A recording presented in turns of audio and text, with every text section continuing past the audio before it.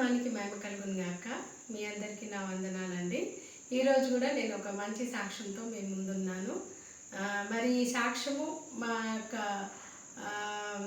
పరిచయస్తులైనటువంటి ఒక బ్రదర్ జీవితంలో జరిగినటువంటి సాక్ష్యం అన్నమాట. మరణము తప్పించుట యెహోవా వశమని కీర్తనల గ్రంథంలో రాయబడి ఉంది కదా. అదే రీతిగా మరి ఈ బ్రదర్ని దేవుడు మరణం నుండి తప్పించడం జరిగింది.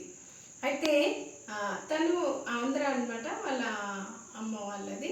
సో ఆ బ్రదర్ ఆంధ్రాకి వెళ్ళి మళ్ళీ తిరుగు ప్రయాణం అయ్యారు.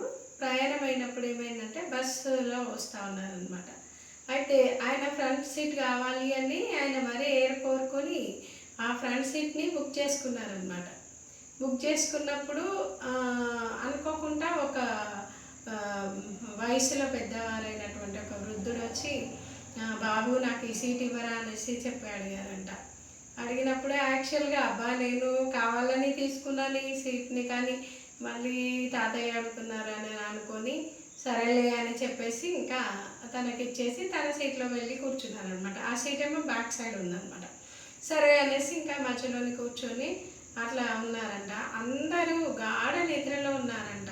రాత్రి చాలా అంటే ఇటు వేకువజాము కాదు, అటు కంప్లీట్ రాత్రి కాదన్నట్టుగా మధ్యలో అంటే దాదాపుగా 2:30-3 ఆ టైంలో అనుకోకుండా ఒక పెద్ద యాక్సిడెంట్ జరిగింది. ఎలా అంటే ఉన్నట్టుండి అక్కడ ఒక కరుడులా ఉందంట.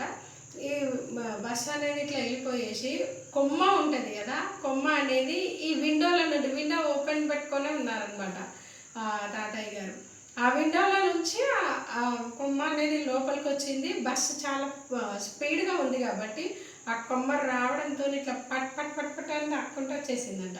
ఈలోపు సౌండ్కి సడన్ బ్రేక్ వేసేసరికి ఎగ్జాక్ట్గా తన ముందున్న వాళ్ళందరికీ కూడా ఆ యొక్క కొమ్మ అనేది దెబ్బ తాకింది. కానీ ఇతని ముందున్న సీట్ అనేది ఇట్లా నిటారుగా ఉందంట.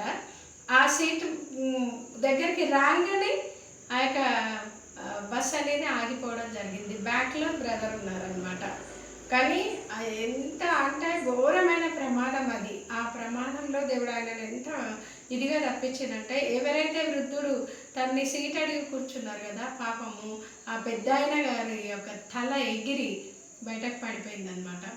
ఆ విధంగా మరి ఆ బ్రదర్ని అయితే దేవుడు రక్షించాడు. కానీ ఆ తాతయ్య గారు అలా అయ్యారని చెప్పేసి బ్రదర్ అయితే చాలా బాధపడ్డారు.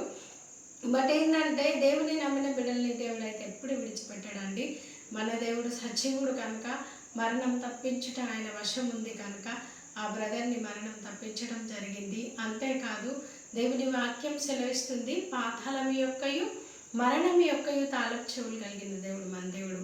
ఒకవేళ ప్రియమైన దేవుని బిడ్డను మరణకరమైనటువంటి రోగం చేత బాధపడుతున్నావేమో, మరణకరమైనటువంటి పరిస్థితుల్లో ఉన్నావేమో, లేకపోతే నీకు చాలని పరిస్థితిని బట్టి నువ్వు ఇంకా ఆత్మహత్య చేసుకోవాలను, లేకపోతే ఇంకేదైనా అనుకుంటున్నావేమో, దయచేసి అలాంటి అగత్యాలకు పాల్పడొద్దు. ఎందుకని అంటే దేవుడు నిన్ను ప్రేమిస్తున్నాడు. ఎవ్వరు నిన్ను ప్రేమించకపోయినా సరే దేవుడు నజరేయుడైన యేసు నిన్ను ప్రేమిస్తున్నాడు. ఈ రాత్రి ఒక్క మాట అడుగు చాలు, యేసయ్య నాతో ఉండవా, నాలో ఉండవా అని ఒక్క మాట అడుగు. ఖచ్చితంగా నువ్వు ఏ పరిస్థితులలో ఉన్నా దేవుడు నిన్ను తప్పించడానికి సిద్ధంగా ఉన్నాడు. అట్టి కృప దేవుడు నీకు అనుగ్రహించును గాక. ఆమేన్.